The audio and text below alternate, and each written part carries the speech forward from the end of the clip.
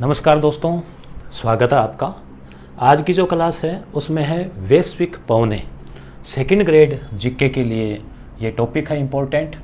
और सबसे पहले हम ये देखेंगे कि भाई पवनें किसे कहते हैं और वायुदाब क्या है, क्योंकि उच्च वायुदाब, निम्न वायुदाब और वायुदाब के जो कटिबंध है उन्हीं के ऊपर यह सारा टॉपिक जो है वो टिका हुआ है। तो सबसे पहले देखो, पवन यानी हवा, तो आप समझते ही है नॉर्मली जब आप छोटे थे तो आपने पढ़ा होगा विज्ञान में कि कोई गुब्बारा है, उसको हम फुलाते हैं तो उसमें हवा जाती है जिससे उसका आयतन बढ़ता है, और हम उसको और हवा उसमें देते रहेंगे तो हवा में ताकत भी होती है, हवा जोर भी लगाती है, सभी दिशाओं में बल लगाएगी और गुब्बारे को फोड़ देगी। ऐसे ही आपने पढ़ा कि गर्मियों में जो है वो हवा जो है वो फैल जाती है। आप गुब्बारे को धूप में रख दीजिए, थोड़ी देर बाद में वो फूट जाएगा। क्यों? क्योंकि उसके अंदर जो हवा है वो फैलेगी। ऐसे ही टायर जो होते हैं गाड़ियों के, वो भी गर्मियों में फट जाते हैं, यहाँ तक कि गैस सिलेंडर भी फट जाते हैं। क्यों? क्योंकि हवा जो है वो फैलने का प्रयास करेगी। गर्म से जैसे पिघलता है, जैसे मान लो मोम या घी वगैरह तो फैलता है ना, तो वैसे ही हवा फैलती है। तो यही सिद्धांत यहाँ काम करता है। तो अब जैसे हवा जो है, अब हवा मान लीजिए ये कमरा है, एक तो गर्मियों में इस कमरे की हवा का दाब ज़्यादा रहेगा या सर्दियों में। तो देखिए गर्मी में हवा फैल रही है, ठीक है, फैल रही है तो हवा जैसे कम हो जाएगी, वहाँ पे उसके जो कण है ना गर्मी की वजह से दूर दूर हो जाएंगे। तो इसका मतलब हुआ कि वो फैल गई, कम है। सर्दियों में क्या है, उसका बढ़ जाएगा घनत्व वायु का, उसका दाब जो है वो बढ़ जाएगा, उसके जो कण हैं वो नज़दीक नज़दीक हो जाएंगे। तो इसलिए वायु जो है वहाँ पे क्या होगा, वायु का दाब ज़्यादा हो जाएगा। तो एक तो मोटे तौर पे आप ये ध्यान रखें कि जो ठंडा इलाका है वहाँ वायु दाब ज़्यादा होगा, वायु घनी ज़्यादा होगी, और जो गर्म इलाका है वहाँ पे वायु फैल जाएगी और वो स्थान जो है एकदम वायु से लगभग कम होता जाएगा, रिक्त टाइप का सा होता जाएगा। तो अब होता क्या है कि मान लीजिए ये इलाका है और यहाँ पे सूर्य की किरणें ज़्यादा पड़ी तो ये हवा फैल रही है, फैल गई। अब वो हवा का जो स्थान रिक्त सा हो रहा है ना, खाली टाइप का हो रहा है, उसको भरने के लिए जहाँ ज़्यादा वायुदाब है, जहाँ गहरी हवाएं हैं ज़्यादा, वो वायुदाब क्या इधर से इधर चलेगा। ये सिस्टम है पृथ्वी का। तो यहाँ से ये उच्च वायुदाब से निम्न वायुदाब की ओर हवाएं चलेगी। बात समझ में आ रही होगी। अब जैसे ये पृथ्वी है, गोल है, और इसका जो बीच वाला हिस्सा है, ये आप जानते हैं कि बीच वाला जो हिस्सा है ना, विषुवत रेखा वाला 0 डिग्री और उसके आसपास वाला, तो वो जो है गर्म है। क्यों? क्योंकि यहाँ सूर्य की किरणें सीधी पड़ती है। तो सूर्य की किरणें सीधी क्यों पड़ती है, ये बात भी आपके ध्यान में होगा कि जैसे सूर्य है तो सूर्य के जो पृथ्वी चक्कर लगाती है तो वो इस प्रकार से चक्कर लगाती है, तो पृथ्वी थोड़ी सी झुकी हुई भी अपने अक्ष पे, तो यहाँ जो किरणें हैं ना वो इसकी सीधी पड़ेगी, इस पे ध्रुवों पे तिरछी पड़ेगी, इसलिए ध्रुव ठंडे हैं, बीच वाला इलाका इसका गर्म है। तो ये तो हो गया गर्म। गर्म को बोलते हैं उष्ण, ठीक है, उष्ण यानी गर्म। विषुवतीय इलाका हो गया ये। ये जो ध्रुवों वाला है ये क्या है, ये है शीत, मतलब ये ठंडा है। यहाँ पे इतना ठंडा है कि बर्फ़ जमी रहती है, इंसान रह नहीं सकता, माइनस में टेम्परेचर है बहुत ज़्यादा, 274 डिग्री तक, और यहाँ पे जो है गर्मी ज़्यादा है। तो अब आप सीधा सा सोच लीजिए कि ये जो इलाका है यहाँ पे हवाएं जो है वो क्या होगा, गर्म हो जाएगी और ऊपर की ओर उठने लगेगी, ऊपर की ओर उठेगी। फिर इस स्थान को भरने के लिए इसके आसपास वाला जो इलाका है वहाँ से हवाएं आएगी। अब ये उष्ण वाला जो है ना, तो यहाँ पे वायुदाब क्या होगा, निम्न होगा, निम्न वायुदाब का क्षेत्र, और ये जो है ये है ऊपर वाला उच्च वायुदाब का क्षेत्र। दो बात क्लियर हो गई। अब यहाँ बीच वाले का क्या होगा, तो बीच वाले में जैसे ये शीत जो है यानी ध्रुवीय जो है, इसको हम कहेंगे ध्रुवीय उच्च। अब इसके पास वाला जो है ना, पास वाला, वो इतना ज़्यादा उच्च नहीं है, थोड़ा सा वहाँ कम है, तो इसको कहेंगे उपध्रुवीय, उपध्रुव, ध्रुवीय निम्न, ठीक है। इसी प्रकार से ये विषुवतीय निम्न है, विषुवत रेखा 0 डिग्री भूमध्य रेखा, तो इसके पास वाला जो है वो रहेगा विषुवतीय उच्च। यहाँ वाला जो है उसको हम विषुवतीय उच्च कह सकते हैं। यानी जैसे ये निम्न है तो पास वाला थोड़ा सा उच्च है, फिर ये निम्न है तो ये उच्च है। इसी प्रकार से निम्न उच्च, निम्न उच्च, ठीक है। अब यहाँ पर क्या रहता है कि ये जो इलाका है यहाँ पे सूर्य की किरणें ज़्यादा पड़ने की वजह से और गर्मी की वजह से यहाँ की जो हवा है वो फैल जाती है, हल्की हो जाती है, यानी वायुदाब निम्न हो जाता है। तो इस स्थान को भरने के लिए इधर से हवाएं आएगी, ठीक है, इधर से आएगी। वैसे ही यहाँ वाला जो है उच्च वाला वो इधर आएगी, इधर वाली कुछ हवाएं उधर भी जाएगी, ठीक है। तो इस प्रकार से पृथ्वी पे जो है ना हवाएं चलती रहती है। आंधियाँ वगैरह गर्मियों में ही आती है ना, क्यों? क्योंकि गर्मियों में गर्मी की वजह से हवा कम हो जाती है, वायुदाब निम्न हो जाता है। तो ध्यान रखना, वायुदाब निम्न हो जाता है, इसका मतलब क्या है? मौसम साफ रहेगा या मौसम खराब रहेगा। तो निम्न हो गया ना, तो उसको भरने के लिए हवाएं आएगी, तो आंधियाँ मौसम का जो है वो आएगी, ठीक है। और वायुदाब उच्च है, इसका मतलब क्या है कि मौसम जो है वो शांत रहने के चांस है। वायुदाब को किससे मापा जाता है पता है क्या आपको? जब मारवाड़ी में कहो विमान तो बेरो कोनी, बेरो कहते हैं ना, बेरो भाई पत्तो कोनी, बेरो कोनी, ठा कोनी, ध्यान कोनी, ठीक है। तो बेरो, बेरोमीटर, ये एक ही की पर्यायवाची है मारवाड़ी में, बेरो, है ना। तो इसको बेरोमीटर कहते हैं। अब बेरोमीटर में मान लीजिए रीडिंग आ रही है कि वायुदाब उच्च है, इसका मतलब आंधी आने वाली है। सही है क्या मेरी बात? नहीं, सही नहीं है। वायुदाब उच्च है, इसका मतलब मौसम शांत रहेगा। तो यहाँ पे आपको उल्टी चीज़ें याद रखनी है। विपरीत जो है ना, यहाँ पे देखने में जैसा लग रहा है ना, उसका ठीक उल्टा होगा। नॉर्मली हम सोचते हैं कि वायुदाब गिर गया, अब इसलिए आंधी आ सकती है, यानी वायुदाब गिर गया अब मौसम एकदम साफ रहेगा। तो कौन सी बात सही है? वायुदाब गिर गया तो मतलब मौसम साफ रहेगा या आंधी आ सकती है? आंधी आ सकती है, ठीक है ना। तो निम्न होगा तो उसको भरने के लिए आएगी ना, सीधी सी बात इतनी है। अब हम जो है पवनों को देखते हैं। पवनें जो है ना, हवाएं क्या है? कुछ हवाएं तो ऐसी है जो कि परमानेंट है, सीधी चलती रहती है, प्रचलित पवनें हैं। प्रचलित जो पवनें वो है प्रचलित, यानी जो 12 महीने जो है लगभग अपनी दिशाओं में पृथ्वी घूर्णन करती है, ठीक है, और परिक्रमण परिभ्रमण करती है, उसके अनुसार वो सेट है वो लगभग चलती रहती है। दूसरी हवाएं होती है मौसमी, जो जैसे मौसम के अनुसार जो है ना वो चलती है। जैसे मान लो मानसून जो है वो आया हुआ है तो उस हिसाब से चलेगी। उसके अलावा जो तीसरी प्रकार की हवाएं होती है वो होती है स्थानीय, लोकल। जैसे मान लो अपने राजस्थान में है तो गर्म इलाका है रेगिस्तान वाला, तो वहाँ लू वगैरह जैसे चलती है, तो इस टाइप से। अब हम बढ़ते हैं पीडीएफ की ओर, ठीक है। तो यहाँ से हम कुछ चीज़ों को और ले लेते हैं, कोरियोलिस बल वगैरह है और है। तो अब देखिए, जैसे सबसे पहले ये वायुदाब का कटिबंध है। बीच वाला क्या है? बीच वाला जो है वो निम्न है। आप समझ गए ना, निम्न क्यों है? क्योंकि गर्म है ना, इसलिए निम्न है। निम्न वायुदाब है, विषुवतीय निम्न कह सकते हैं इसको, ठीक है। और ये है ध्रुवों वाला, ये उच्च है, ठीक है। ये उष्ण का उपोष्ण उच्च और ये उपध्रुवीय उच्च। भैया उष्ण है ना, गर्म है, ये थोड़ा कम गर्म है, तो इसलिए उप उष्ण, तो वो उपोष्ण हो गया, ठीक है। अब इसमें थोड़ा सा आपको डिग्रियां भी ध्यान में रखनी है। जैसे ये 45 से 66 डिग्री, ये 66 से 90, ठीक है। और ये 23.5 डिग्री इधर और 23.5 इधर, ये गर्म इलाका है, पता आपको। चलो अब हम देखते हैं चीज़ों को। वायुमंडलीय दाब या वायुदाब को बेरोमीटर से मापा जाता है। इकाई क्या कहलाती है? मिली बार, कि भाई इतने मिली बार जो है वायुदाब है। रेखा 1 मिली बार का क्या मतलब हुआ? 1 वर्ग सेमी जमीन, मान लीजिए ये इतनी सी जमीन है 1 वर्ग सेमी, इसके ऊपर 1 ग्राम हवा का बार। हवा में भी वजन होता है ना, आपको पता ही है। बहुत बड़ा गुब्बारा मान लीजिए अपन लेके चल सकते हैं क्या? नहीं चल सकते। तो हवा का वजन, दाब हमारे ऊपर भी रहता है, इंसानों पर, तभी उसका ब्लड प्रेशर वगैरह सब काम करता है। और बेरोमीटर के पठन में तेजी से गिरावट आ रही है, ठीक है, इसका मतलब तूफानी मौसम का संकेत देता है। समझ गए ना? बेरोमीटर का जैसे नीचे आ रहा है, यानी कि वायुदाब नीचे जा रहा है, निम्न आ रहा है, गिरावट आ रही है, इसका मतलब क्या हुआ कि वायुदाब में कम हो गया, हवा हल्की हो गई है गर्मी से, उसको भरने के लिए तेजी से आंधी आएगी। बेरोमीटर में मिली बार का बढ़ना साफ मौसम का संकेत दर्शाता है।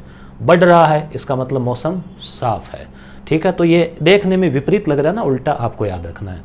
वायुमंडलीय दाब के वितरण को समदाब रेखाओं द्वारा दर्शाया जाता है कि वे इतने समदाब जो है वो। वायुदाब में अंतर के कारण हवा में क्षैतिज गति आती है। वायुदाब जैसे मान लीजिए यहाँ हवा कम हो गई तो इस हवा को भरने से यहाँ वाली जो हवा है वो इधर जाएगी। तो ये आडी जैसे दिशा है उसको क्षैतिज कहते हैं, हॉरिजेंटल। एच में देखो ये लाइन है ना, ये हॉरिजेंटल। और जो ऊपर की ओर है उसको ऊर्ध्वाधर बोलते हैं। पवन यानी हवा, उष्मा यानी गर्मी, और आर्द्रता यानी नमी को एक स्थान से दूसरे स्थान पर स्थानांतरित करती है। कई बार गर्म हवा आती है ना, आप देखते हैं गर्म हवा आती है, और कई बार जो है हवा ठंडी आती है। तो इसमें क्या होगा कि हवा अपने साथ में गर्मी भी लेकर आएगी अगर गर्म इलाके से आ रही है, और समुद्र से आ रही है तो आर्द्रता भी लेकर आएगी। और अपने जैसलमेर या अपने राजस्थान के सूखे इलाके जैसे से हवा जा रही है स्थल समीर, तो अपने साथ में वो शुष्क जो है यानी कि सूखापन जो है वो लेकर आएगी। इसलिए वायुमंडलीय दाब को मौसम के पूर्वानुमान का एक सूचक मापा जाता है। तो समझ गए ना आप, वायुमंडलीय दाब ज़्यादा है इसका मतलब मौसम शांत रहेगा, डाउन हो रहा है इसका मतलब मौसम में जो है वो आंधी तूफान वगैरह कुछ आ सकते हैं। ऊंचाई के साथ हवा के दाब में कमी आती जाती है। भाई जैसे जैसे मान लीजिए आप पहाड़ी पे गए तो पहाड़ी पे जो है हवा का जो दाब है, वायु का दाब है वो कम होगा। ज़मीन की जो सतह है ना वहाँ ज़्यादा होगा। क्यों? क्योंकि पृथ्वी जो है अपने गुरुत्वाकर्षण के बल की वजह से धरती के सतह के ऊपर ऊपर हवा ज़्यादा रहती है, तो वायु दाब जो है ज़्यादा रहता है, धरातल पर वायु दाब अधिक रहता है।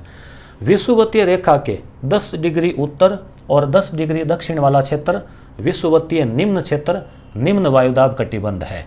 तो ये हम देख चुके हैं कि 0 डिग्री, उसके ऊपर 10, नीचे 10। ठीक है, यहाँ पर हवाएं पहुँचते ही गर्म होकर ऊपर उठ जाती है, इसलिए यह ऊर्ध्वाधर वायु धाराओं वाला क्षेत्र है। ऊर्ध्वाधर का मतलब ऊपर की ओर, और यह क्षेत्र डोल ड्रम या शांत कटिबंध कहलाता है।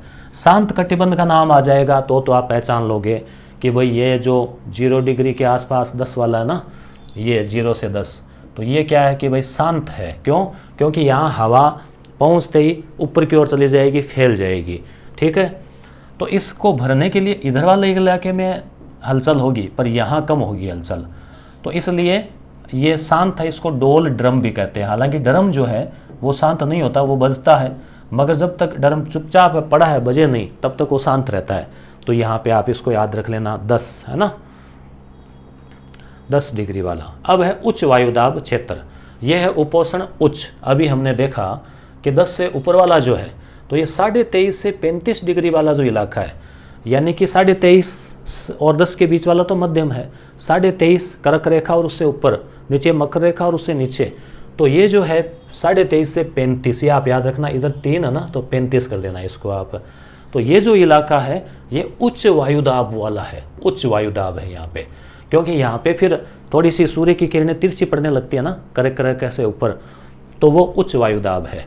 कर्क और मकर रेखा से आगे से लेके 35 डिग्री तक दोनों साइड में जो है उच्च वायुदाब कटिबंध का निर्माण हो जाता है, क्योंकि विषुवत रेखा से जो पवनें ऊपर उठती है वह आगे जाकर पूर्व की ओर मुड़ जाती है, और पृथ्वी के घूर्णन बल की वजह से जो है इस मुड़ने को, वो कोरियोलिस बल ना वाली घटना को वैज्ञानिक के फ्रांसीसी वैज्ञानिक के नाम पर कोरियोलिस बल कहा जाता है। एक तो ये फ्रांस का था और नाम था कोरियोलिस बल, कोरियोलिस के नाम पर। तो जैसे ये इलाका है 23.5, ये तो शांत है, ये ठीक ठाक है, और ये जो है ना ये है उच्च दाब वाला क्षेत्र है, तो इसलिए उच्च दाब वाला है। तो यहाँ पे अब आप कहेंगे कि उच्च वायुदाब तो शांत होता है, शांत तो होता है, पर यहाँ की हवाएं तो जाएगी ना, यहाँ वाली हवाएं इधर आएगी ना, और यहाँ वाली ऊपर इधर जाएगी। ठीक है, तो ये जो हवाएं चलती है ना, इधर वाली इधर जा रही है मान लीजिए, या इधर आ रही है, तो ये क्या है, पृथ्वी भी घूमती है, तो घूमने की वजह से हवाएं भी मुड़ जाती है। तो हवाओं का जो मुड़ना है अपने दाईं ओर और बाईं ओर, उस मुड़ने वाली घटना को कोरियोलिस नामक वैज्ञानिक ने बताया कि हवाएं यहाँ वाली इधर मुड़ रही है, इधर वाली इधर मुड़ रही है, तो उसको कोरियोलिस बल कहा जाता है। यह क्षेत्र अश्व अक्षांश भी कहलाता है। अश्व अक्षांश, क्योंकि अरब व्यापारी कभी कभी व्यापारी अपने घोड़ों को अधिक वजन के कारण समुद्र में फेंक देते थे, इसलिए इसका नाम अश्व अक्षांश पड़ा। तो अश्व वाला आप याद रखना, ए है ना, तो ए बनाने से पहले आप इसे 0 लगा दो आगे, यानी कि मोटे तौर पे आपसे पूछ लें तो 30 डिग्री जो है, ठीक है, 30 डिग्री जो अक्षांश है उत्तरी और दक्षिणी, 30 वाला या 30 से 35, ये वैसे तो 23.5 से 35 के बीच वाला, अलग स्पेशली पूछें तो 30 वाला, इसमें भी कौन सा कि 30 वाला, ये जो इलाका था उपोष्ण उच्च वाला। तो यहाँ पर क्या है, जैसे भारत में व्यापारी आते थे, अरब व्यापारी भारत आते थे तो समुद्र से होके आते थे। भारत में से आपको पता है कि बीच में से कर्क रेखा जाती है 23.5 डिग्री से, ठीक है, नीचे 8 डिग्री 23 से थोड़ा ऊपर, तो गुजरात वाला तट है इससे थोड़ा ऊपर वाला। तो समुद्र के अगर हम बीच की बात करें तो आप मोटे तौर पे याद रख लेना कि 30 डिग्री को अश्व अक्षांश कहते हैं, क्योंकि घोड़े इतने, जैसे मान लो सामान कीमती है तो कभी कभी खुद डूब रहे हैं, सामान डूब रहा है, तो कभी कभी उनको घोड़े को फिर फेंकना पड़ा होगा, तो इसलिए नाम पड़ गया अश्व अक्षांश। बाकी रोज़ तो देखो कौन वहाँ इतने घोड़े फेंकते होंगे, पर शुरू शुरू में कभी किसी को फेंकना पड़ा होगा तो नाम पड़ गया, ठीक है। तो यहाँ से क्वेश्चन बन जाता है। उपध्रुवीय निम्न, तो अब ये वापस जो 45 से 66 है ये निम्न वाला है, ये वापस उच्च वाला है, ठीक है। तो हवाएं किधर से किधर आएगी, उच्च से निम्न की ओर आएगी, ठीक है। यहाँ भी उच्च से निम्न की ओर आएगी, इधर वाली कुछ इधर भी जाएगी, ऐसा नहीं कि नीचे ही आ रही है, दोनों तरफ फैलेगी हवा। हवा को ऐसे देखते थोड़ी है कि इधर जाऊँ कि इधर जाऊँ। उपध्रुवीय निम्न जो है 45 से 66 66.5 डिग्री, यहाँ पर हवाएं आपस में टकराकर ऊपर उठ जाती है, इसलिए निम्न दाब क्षेत्र का निर्माण होता है और इसलिए चक्रवात और आंधियाँ आती है। उपध्रुवीय निम्न वाला जो है ना वो यहाँ पर ऊपर क्यों उठ जाती है, आप कहेंगे गर्मी भी नहीं है तो भी, तो यहाँ पर क्या है वो आपस में टकराती है, इधर वाली हवाएं और उधर वाली हवाएं, इसलिए वो जो है ऐसी घटना होती है यहाँ पे। ध्रुवीय उच्च, अब ध्रुवों वाला जो इलाका है वहाँ पे उच्च वायुदाब पाया जाएगा। तो उत्तरी दक्षिणी ध्रुव के निकट 66.5 से 90 डिग्री, तो यह अत्यधिक ठंड के कारण भारी वायुदाब वाला और हवा वाला क्षेत्र है, भारी हवा, परंतु यहाँ वायुदाब सूर्य की संचरण गति के कारण थोड़ा बहुत ऊपर नीचे हो सकता है। अब पवनों की बात करें, अभी हमने वायुदाब की बात की कि भाई जो बीच वाला इलाका है वहाँ पे वायुदाब कम होगा, ध्रुव वाला इलाका है वहाँ पे ज़्यादा होगा, फिर वापस आप बीच के थोड़ा ऊपर जो है उच्च हो जाएगा, ध्रुवों से थोड़ा नीचे निम्न हो जाएगा, ठीक है। अब बात करते हैं वैश्विक पवनों की। तो हवा उच्च वायुदाब से निम्न वायुदाब की ओर तेज गति से क्षैतिज रूप से बहती है और इसी बहती हवा को पवन कहते हैं। ये आप ध्यान रखना नियम कि उच्च वायुदाब से निम्न की ओर जाएगी, भाई जहाँ कम है वहीं तो जाएगी हवा कि चलो भाई जाते हैं वहाँ, वहाँ हमारी मेरी ज़रूरत है ना। और शायद ऐसे आड़ी चलती है, ठीक है ना, धरती के ऊपर जो आड़ी हवाएं चलती है उन्हीं को पवने कहते हैं। यह प्रकृति का एक संतुलन करने का प्रयास है। और ऊपर की ओर जो हवाएं कभी कभी जाती है गर्मी की वजह से, जैसे विषुवत रेखा पे, तो उन ऊपर की ओर हवाओं को जैसे इस प्रकार से जाती है तो उनको वायु धारा कहते हैं। आड़ी चल रही है उसे पवन कहेंगे, ऊपर की ओर जा रही है वो वायु की धारा बन गई। वो फेरल का नियम क्या है, फेरल ने कोरियोलिस जो बल है उसके ऊपर अध्ययन किया और कहा कि हवा का ऊपर जो बताया कि हवा का ऊपर उठकर पृथ्वी की घूर्णन गति के कारण, घूर्णन मतलब जो 24 घंटे के हिसाब से जो पश्चिम से पूर्व की ओर घूमती है, तो उस घूर्णन गति के कारण हवाएं भी जो है वो पूर्व की ओर मुड़ जाती है, ठीक है। तो उस घटना को कोरियोलिस बल कहते हैं, उसी का अध्ययन फेरल ने किया। तो इसी बल के कारण उत्तरी गोलार्ध की ओर जाने वाली हवाएं अपने दाहिनी ओर मुड़ जाती है। उत्तरी गोलार्ध की ओर जाने वाली हवाएं अपने दाहिनी ओर, जैसे ये हवा इधर जा रही है तो इसका दायां किधर हुआ, इधर हुआ, तो ये दाहिनी ओर जो है जैसे ये ऐसे न हो कि फिर ऐसे हो जाती है। तो और दक्षिणी गोलार्ध की ओर जाने वाली जो हवाएं हैं वो अपने बाईं ओर जो है, बाईं ओर जो यानी इसका बाएं इधर हुआ तो वो इधर मुड़ जाती है। तो इस नियम को फ्रांस के फेरल ने सिद्ध किया, इसलिए इसको फेरल का नियम भी कहते हैं। अब बात आ जाती है पवनों की। तो 3 प्रकार पवनों के होते हैं। देखो समोसा याद रख लेना, या तो समोसा, तो आज लास्ट वाला स है ना वो थोड़ा छोटा याद रखना, आपको आधा याद रखना, समोस या समोसा, मतलब समोसा थोड़ा खा गए है ना, बट को भर लियो समोसा, तो समोसा। देखो स से मतलब सनातन या परमानेंट या स्थायी या प्रचलित, पॉपुलर पवने। दूसरी हो गई मौसमी पवने, ठीक है, मौसमी, ये मौसम के अनुसार सर्दी गर्मी उसमें थोड़ा फर्क आ जाता है। फिर है स्थानीय पवने, लोकल एरिया के अनुसार, तो समोसा। तो सनातनी जो पवने हैं उसमें भी 3 है, एक तो व्यापारिक और एक पछुआ और एक ध्रुवीय। मतलब ध्रुव जो है वो कहते हैं ना अटल ध्रुव है, ये अटल सत्य है, तो वो सनातनी पवनें हैं, ध्रुवों से वो परमानेंट चलती रहती है। दूसरी पछुआ पवनें यानी पश्चिम से आने वाली पूर्व की ओर जो पवनें हैं वो भी परमानेंट चलती रहती है। और व्यापारिक जो पवनें हैं, जैसे पुराने ज़माने में, क्यों आज भी जैसे हैं पुराने ज़माने में तो व्यापारी इनके हवाओं के अनुसार ही आते थे कि भाई जैसे हवाएं चल रही है तो नाव ले जाने में सुविधा रहती है, फिर हवाएं मुड़ गई वापस तो 2-4 महीने रुके, फिर उसके अनुसार अपने जहाज़ को ले जाते हैं। आजकल तो अब बहुत सारे साधन आ गए तो हवा के विपरीत दिशा में भी जहाज़ चल जाते हैं पानी वाले, फिर भी सुविधा रहती है अगर हवा के अनुकूल हो तो व्यापारिक पछुआ ध्रुवीय। मौसमी जो है इसमें एक तो मानसून के अनुसार, जैसे मान लो वर्षा आती है, हवाएं भी आती है। दूसरी है स्थल और समुद्र, भाई जैसे ज़मीन से समुद्र की ओर हवाएं जाती है जब मानसून लौटता है तब, और जब मानसून आता है तो समुद्र से ज़मीन की ओर हवाएं आती है। पर्वत और घाटी समीर, पर्वत से पहाड़ी के ऊपर की जो हवा है वो फिर ठंडी होगी तो ऊंची जाएगी कि नीचे आएगी, ठंडी होने के बाद में नीचे आएगी, तो पर्वत से नीचे आ रही है हवा तो वो है पर्वत समीर। घाटी क्या होती है, नीची होती है, फिर वो घाटी से हवा ऊपर की ओर जाएगी, जहाँ से आ रही है ना वो ही माना जाएगा तो घाटी समीर। तो घाटी समीर वो ऐसे। स्थानीय पवनें क्या है, लू है, जैसे इसी प्रकार से शीरा, कोहर, मटन, चिनुक, फोन, ये हम पढ़ेंगे अभी आगे।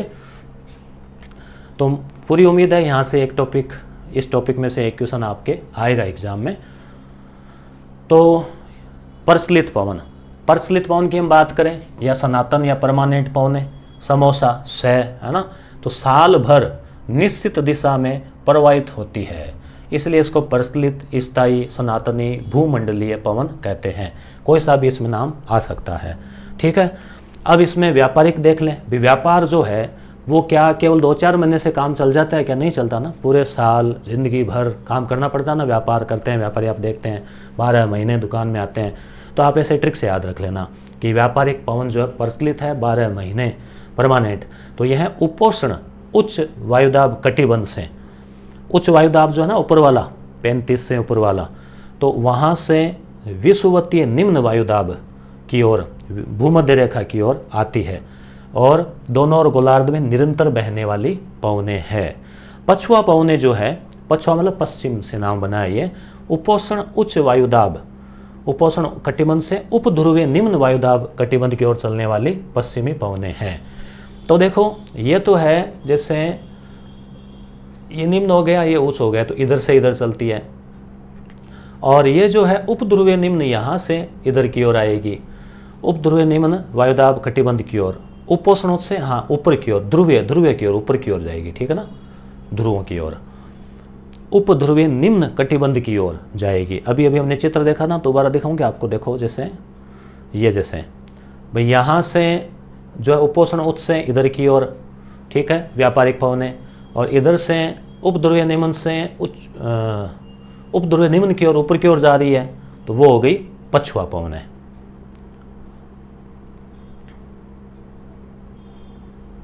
आप इसको आराम से रोक के देख लेना भले, ना पीडीएफ को दोबारा पढ़ लेना, समझ में आ जाएगा। तो पश्चिमी पवनें जो है उपोष्ण उच्च वायुदाब कटिबंध से उप ध्रुवीय निम्न की ओर। अब इसका सर्वाधिक विकार दक्षिणी गोलार्ध में है, ये भी इंपॉर्टेंट है। पछुआ पवनें उत्तरी गोलार्ध में ज़्यादा है कि दक्षिण में, तो दक्षिण में, क्योंकि उत्तरी गोलार्ध में थोड़ी ज़मीन भी आ जाती है, तो दक्षिणी गोलार्ध में 40 से 65 डिग्री के बीच ज़्यादा है।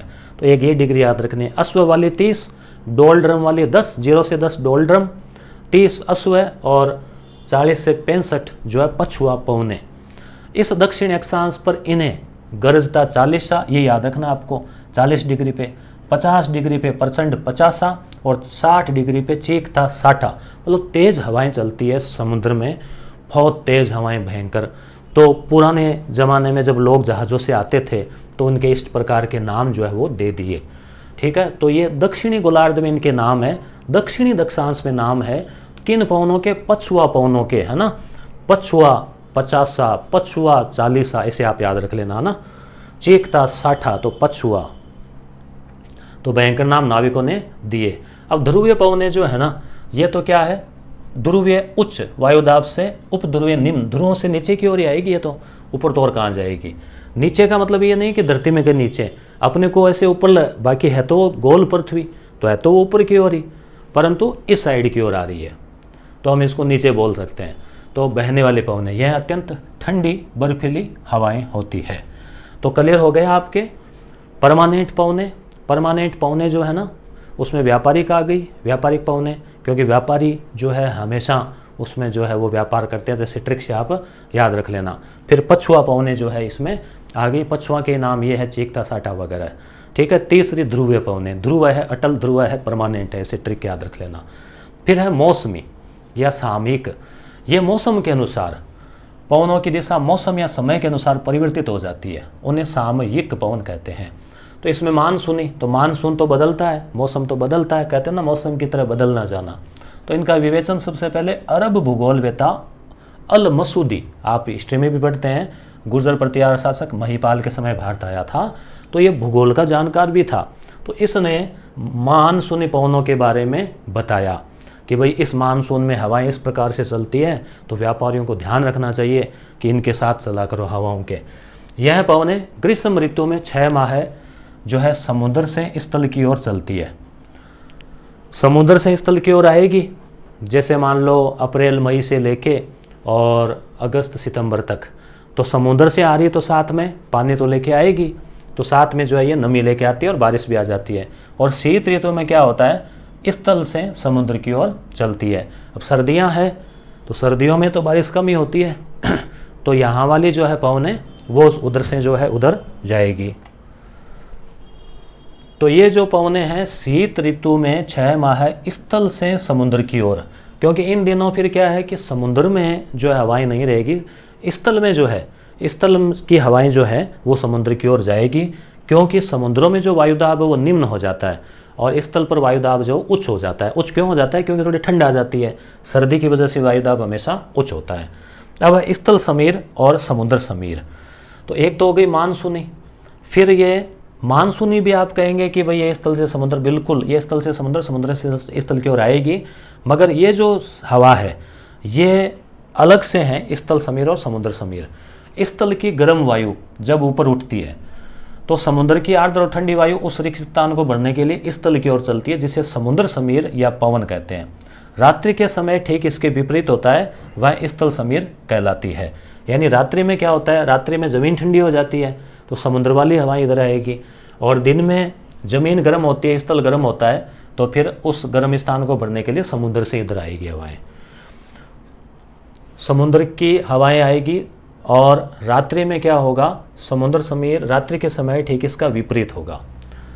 पर्वत समीर व घाटी समीर, पवनें जब गर्म होकर ऊपर उठती है तो घाटी समीर कहलाती है। जैसा कि अभी हमने कहा कि जैसे ये है पहाड़ी और ये भी है पहाड़ी, तो ये नीचे वाला इलाका ये कहलाता है घाटी, और ये पर्वत जैसे पहाड़ी के ऊपर वाला हिस्सा।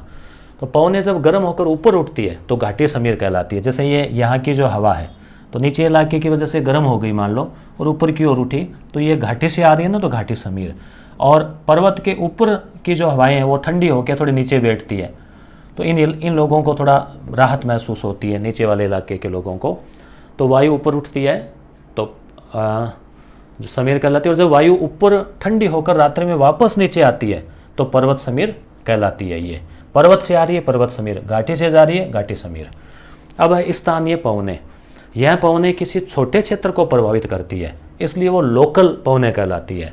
क्षोभ मंडल की परतों तक सीमित रहती है, ये नीचे नीचे पृथ्वी के आसपास। तो ये इनके नाम है अलग अलग एरिया वाइज, और इनको लेकर आपको यह नाम याद रखना है। भाई पहले तो जैसे भाई चिनुक क्या है, आपसे पूछ लिया कि भाई स्थानीय पवन है या फिर जैसे प्रचलित पवन है क्या है, तो आपको ध्यान रखना है कि ये लोकल एरिया की पवन है, उस क्षेत्र विशेष की है। जैसे लू है तो लू पूरे भारत में थोड़ी चलती है, राजस्थान के कुछ इलाकों में चलती है, तो ऐसे चिनुक जो है वो स्थानीय पवन है। तो अब हम स्थानीय पवनों के बारे में पढ़ रहे हैं। तो यह गर्म और शुष्क है, और भाई गर्म है ना तो शुष्क भी रहेगी, पूरे चांस है। और अमेरिका की गर्म हवा है और पशुपालकों के लिए लाभदायक है। ऐसा नहीं है कि गर्म हवा फ़ायदा नहीं करती, फ़ायदा भी करती है। तो आपको याद रख लेना, जैसे अमेरिका जो है वो बात बात पे चिनुक जाता है। चिनुक मतलब आप इसे जैसे मतलब गुस्सा आ जाता है या गर्म हो जाता है, इसे आप टिक से याद रख लेना। फ़ोन जो है, फ़ोन भी देखो क्या होता है, आप मोबाइल पे ज़्यादा देर बात करते हैं, चार्ज करते हैं, गर्म हो जाता है ना, तो फ़ोन भी कैसी हवा है, गर्म है, टिक से याद रख लेना। गर्म और शुष्क है, कहाँ, स्विट्जरलैंड की है ये। अंगूर की फसल के लिए लाभदायक है। जैसे कई बार अपने यहाँ उमस होती है तो हम परेशान होते हैं, मगर किसान कहते हैं ना कि भाई ये फसल के लिए अच्छी है, फसल का स्वास्थ्य जो उससे अच्छा हो जाता है। लू जो है ये भी गर्म हवा है, अपने राजस्थान में थार के रेगिस्तान में, राजस्थान और पाकिस्तान वाला जो इलाका है तो उसमें चलने वाली शुष्क और गर्म हवा। सीरा को, सीरा जो है ना मारवाड़ी में सीरा किसे कहते हैं, हलवे को कहते हैं, हलवे को। तो हलवा भी कैसा गर्मा गर्म अच्छा लगता है, तो ये भी गर्म हवा आप याद रख लेना। और सहारा मरुस्थल के उत्तर की ओर चलती है तथा भूमध्य सागर होते हुए इटली स्पेन में प्रवेश कर जाती है। भूमध्य सहारा मरुस्थल आपको याद होगा अफ्रीका जो महाद्वीप है उसके उत्तर की ओर है, उसके ऊपर भूमध्य सागर है और फिर इटली आ जाता है, इटली स्पेन, तो ये वहाँ ऊपर की ओर जाती है। इसके द्वारा होने वाली वर्षा रक्त वर्षा कहलाती है। जैसे सीरा बनाते हैं हम तो उसमें लाल कलर भी डालते हैं ना, केसरिया लाल, तो क्योंकि वह अपने साथ सहारा मरुस्थल की जो लाल रेत है उसको भी ले जाती है। तो ये बात आपको याद रखनी है। ब्लैक रोलर, उत्तरी अमेरिका के विशाल मैदानों की गर्म और शुष्क धूल भरी हवाएं। तो रोलर भी चलता है तो धूल उड़ती है, गर्म हो जाता है, तो आप इनके नाम से ही पता चल जाएगा ये गर्म है। योमा जापान की गर्म हवा, सिमूम अरब में चलने वाली गर्म हवा आंधी, हबूब सूडान में चलने वाली। तो ये सब आपको देश का नाम और गर्म ठंडी दोनों याद रखनी है। कोयम्बेग इंडोनेशिया में चलने वाली, ठीक है। और हरमट्टन ये है सहारा रेगिस्तान, इंपॉर्टेंट है, हरमट्टन का पूछा जाता है। सहारा रेगिस्तान के तट पर चलने वाली हवाएं जो गिनी देश के लिए फायदेमंद होने के कारण गिनी तट पर इनको डॉक्टर हवाएं यानी स्वास्थ्य के लिए अच्छी है ये, तो आप याद रख लेना doctor Harmattan. Doctor Harmattan, doctor क्या करता है, गर्म चीज़ों का छिकाव करता है, ठीक है, तो आपको याद रह जाएगा इसमें गर्म हवा है ना। और गिन गिन कर छिकाव करते हैं, गर्म सेक करते हैं और फिर सहारा मिल जाता है हमें, तो आप ऐसे ट्रिक से याद रख सकते हो। अब हम बात करेंगे, अभी भी गर्म ही चल रही है, ठंडी इससे नीचे, तो ब्रिक फील्डर ऑस्ट्रेलिया की गर्म शुष्क हवा, नॉर्वेस्टर न्यूजीलैंड की गर्म और शुष्क हवा।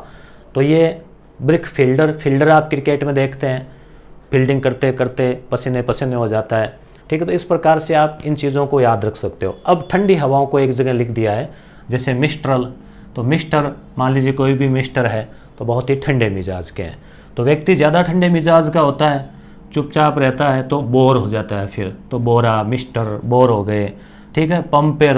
पंपेरो अर्जेंटीना चिली में चलने वाली ठंडी हवा, जूरन स्विट्ज़रलैंड की ठंडी हवा, पापागायो, तो फिर क्या है बोर हो रहा है तो फिर धीरे धीरे मान लो गाना गाया, ठीक है, तो ऐसे पापागायो तो याद रख सकते हो आप। मेक्सिको में चलने वाली हवा, बाइज फ्रांस में चलने वाली हवा।